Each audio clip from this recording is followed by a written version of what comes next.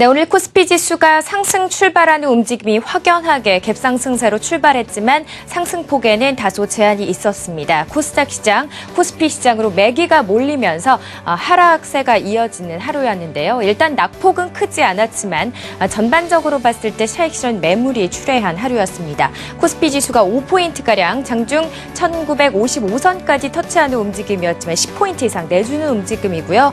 코스닥 지수 장중 내내 혼조 양상을 보이면서 522선에서 521선까지의 흐름을 보이고 있습니다. 중국의 시장과 함께 일본 시장이 반등하는 가운데 엔달러 환율은 101엔대 흐름이고요. 원달러 환율의 흐름 역시도 1060원대 흐름을 기록하고 있습니다. 코스피 시장의 매매 동향 보시죠. 오늘 외국인들과 기관의 동반 매수세가 이어지면서 시장을 이끌었습니다. 그렇지만 외국인들의 매수세가 상당 부분 제한적이고 기관들은 1,000억 원까지도 매수 규모를 늘려가는 움직임을 보였습니다. 프로그램 매수 규모가 이틀째 유입되면서 시장을 이끈 하루이기도 했는데요. 전반적으로 프로그램 매매 동향 전체적으로 봤을 때도 차익 쪽에서의 매수세가 유입되는 것도 상당 부분 특징적으로 말할 수 있을 것 같습니다. 차익 부분에서 250억 원 유입이 되고 있고요. 비차익 부분에서 1,300억 원이 유입되면서 전체적으로 봤을 때도 1,500억 원 이상의 프로그램 매수세가 유입된 하루였습니다. 일단은 가격 메리트가 있는 종목들을 중심으로 한 매수세가 이어졌는데요. 금융지수사들 오후장까지도 상승폭을 대거 확대한 하루였습니다.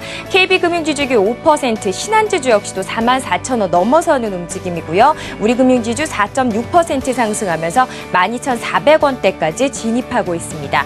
조선주 역시 마찬가지입니다. 수주에 대한 소식과 더불어서 실적에 대한 우려감을 털고 반등권 안에 들고 있는데요. 대우조선해양이 4%, 현대미포조선, 삼성중공업이 3%대 상승률을 기록하면서 조선주들 역시도 상당 부분 이틀째 반등권 안에 들고 있습니다. 건설 대형주들 오늘 오후장으로 들어서도 상당히 좀 탄력적인 움직임인데요. 현대산업을 필두로 해서 GS건설, 대우건설, 대림산업까지 상승폭을 대거 확대하면서 건설주들 그리고 금융지주사들의 업종 상승폭이 상대적으로 두드러졌던 하루입니다. 그렇지만 삼성전자와 함께 현대모비스의 하락이 시가총액 상위 종목들 가운데서는 두드러지면서 다소 지수 상승폭에는 제한이 있었던 것으로 판단이 됩니다. 코스닥 시장의 매매 동향 보시죠. 오늘 코스닥 시장에서는 외국인과 기관의 동반 매도세가 나왔습니다. 장중 130억 원 이상의 매도 우위를 기록하는 등 상당 부분 차익 실현 매물이 좀 출회하는 양상이었는데요. 장 마감 쪽으로 가면서 100억 원 안팎까지 매도 규모를 줄인 것으로 판단이 되고 있습니다. 시총 상위 종목들 빨간불을 밝히는 종목들의 움직임이 눈에 띄는데요. 일단은 서울반도체 외국계 창구를 통한 매수세가 재유입되면서 2% 이상이고요. 파라다이스도 오늘 사흘 만에 반등하고 있습니다. CJENM 오늘 외국계 창구를 통한 매수세가 유입되면서 4% 이상 반등하고요. 삼성 쪽에 투자를 하느냐 마느냐를 두고 상당 부분 이견이 있는 가운데 반도체 관련주들의 급락세가 여전히 이어진 오후장이라고 보시면 되겠습니다. 시황센터였습니다.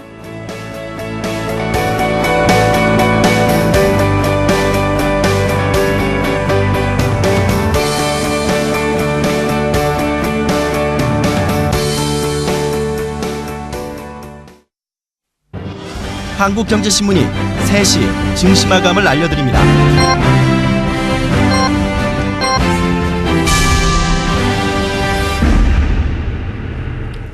네, 월요일 시장이 마무리가 됐습니다. 오늘 개장 시초가를 보신 분들이라면 오늘 시장 좀 오르겠다라고 생각을 하셨을 텐데요.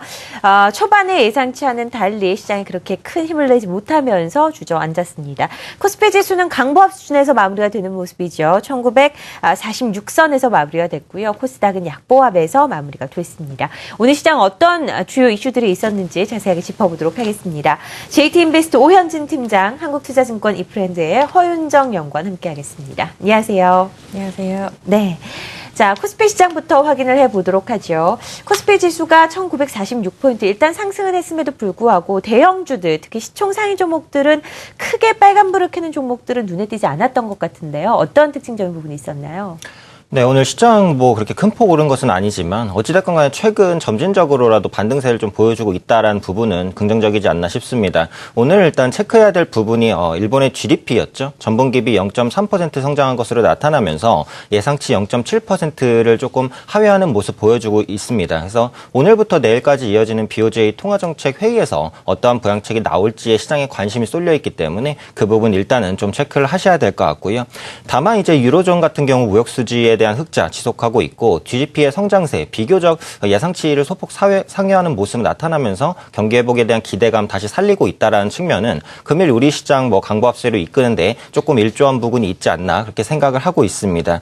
오늘 특징적인 점으로는 역시 건설주의 급등을 들 수 있을 것 같은데요. 부동산 경기 회복 기대감에 건설주 전반적으로 강세 흐름 보였습니다. 중소형에서만 나타나던 이전 부동산 가격 상승이 대형 이제 부동산 주에도 좀 상승을 미치고 있다라는 부분 긍정적으로 작용하지 않았나 싶고요. 때문에 오늘 현대건설이나 대우건설, 대림산업 일제히 강세 흐름 보였고요. 추가적으로 금값이 온수당 1,300달러를 회복하는 모습 보이면서 국내 상장 주식 중에 이제 금 관련주로 관련되는 고려아연의 연속적인 강세 나타났습니다. 업종별로 흐름 한번 살펴보도록 하겠습니다. 금일은 건설업의 그 반등이 역시 좀 눈에 띄게 나타나고 있습니다. GS건설의 반등이 좀 눈에 띄는데요. 그동안 낙폭이 굉장히 컸었기 때문에 그 부분에 대한 반사적인 반등이 나타나지 않았나 그렇게 생각하고 있습니다. 전국 아파트 매매 가격이 5개월 연속 반등세 보여주고 있고요. 특히 강남 3구의 가격이 회복되고 있다라는 점, 앞으로의 이제 부동산 경기 회복에 대한 기대감 좀 가질 수 있지 않나 생각을 하고 있고요. 그다음에 비금속 광물의 이제 반등도 좀 눈에 띕니다. 특히 시멘트주의 반등이 조금 나타났죠. 가격 인상에 대한 기대감 좀 기대할 수 있을 것 같고 역시 그에 따른 수익성 개선 기대, 부동산 가격 회복 기대와 맞물려서 좀 좋은 모습 보이지 않았나 생각을 하고 있고요. 특징적으로 금융주와 은행주 최근에 약한 모습 보였었는데 가격적인 메리트 부각되면서 조금 상승을 했습니다. 외국인의 매수세가 좀 들어오는 모습이었고요. 특히 증권주도 제한적인 좀 반등세 보여줬다는 점 특징적으로 잡아볼 수 있을 것 같습니다.